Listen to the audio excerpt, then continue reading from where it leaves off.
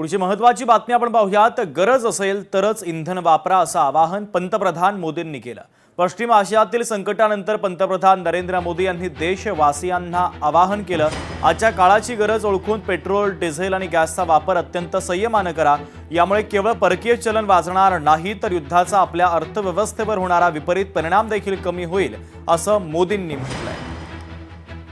आज जो संकट है उसमें हमें विदेशी मुद्रा बचाने पर भी बहुत जोर देना होगा, क्योंकि दुनिया में पेट्रोल डीजल इतना ज्यादा महंगा हो गया है, पहले से कई गुना ज्यादा कीमतें बढ़ गई है।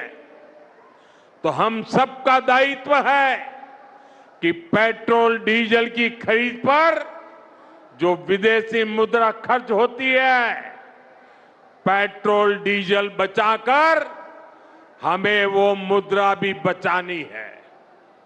इसके लिए हमारे छोटे छोटे प्रयास भी देश की बहुत मदद कर सकते हैं। पंजाबचे मंत्री संजीव अरोरा यांना ईडी कोठडी देण्यात आली, तर संजीव अरोरा यांना 7 दिवसांची ईडी कोठडी देण्यात आली। कथित मनी लॉन्ड्रिंग प्रकरणी संजीव अरोरा अटकेत आहेत, तर ईडीनं पीएमएलए अंतर्गत अटक केल्यानंतर पंजाबचे मंत्री संजीव अरोरा यांना सत्र न्यायालयामध्ये हजर केलं होतं। सूत्रांनी दिलेल्या माहितीनुसार केंद्रीय यंत्रणांच्या मार्फत पुढील तपासासाठी त्यांना दिल्लीला हलवण्यात आलेलं आहे।